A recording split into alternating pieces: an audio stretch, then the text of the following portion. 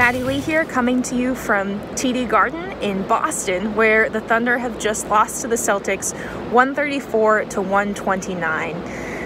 The Thunder came into this game on a 7-game winning streak, but this loss obviously snaps that.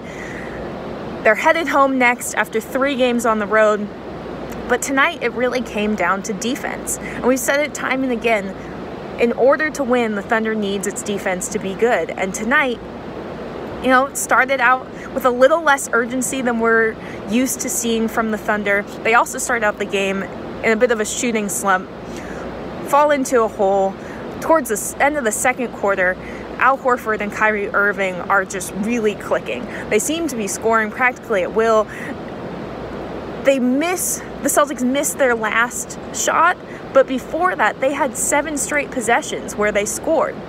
So, not a great defensive showing for the Thunder. They make adjustments at halftime where they're talking about that urgency, about making sure that they're between Kyrie and Al Horford and the rim.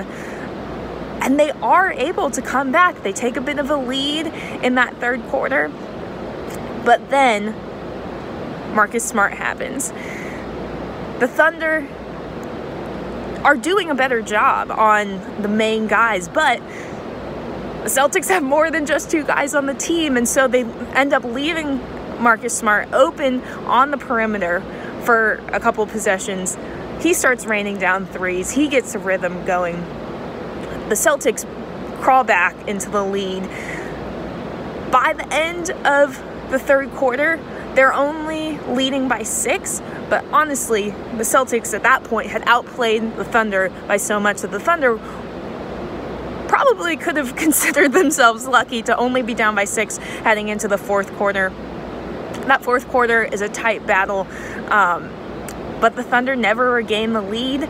Towards the very end of the game, Westbrook is, coming up in transition, has a lot of heroics. You have Jeremy Grant swishing a 3 that from a pass from Westbrook to cut the Celtics lead down to 1. Probably could have considered themselves lucky to only be down by 6 heading into the fourth quarter. That fourth quarter is a tight battle, but the Thunder never regained the lead. Towards the very end of the game, Westbrook is, coming up in transition, has a lot of heroics. You have Jeremy Grant swishing a 3 that from a pass from Westbrook to cut the Celtics lead down to 1. And then you start getting into fouling and free throws.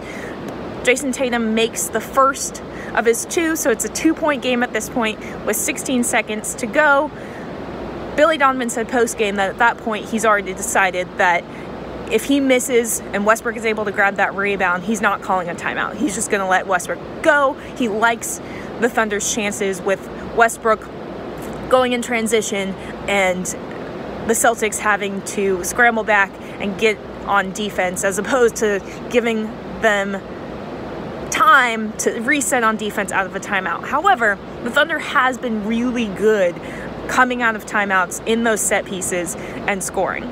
But he's already decided he's not going to call a timeout. Westbrook does come down with the ball. He ends up turning the ball over in transition, and then that's pretty much the game there. They have to foul, some more free throws from the Celtics, a couple more from the Thunder, but game's pretty much over. Celtics even make more free throws in those last few seconds than the Thunder. And the Thunder end this road trip 2-1, which is about where they would have wanted to be.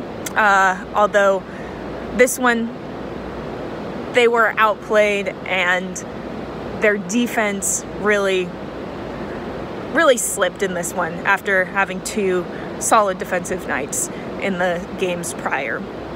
But they're headed back home to play Orlando, which they just won against. So that might be able to get them started back on the right track.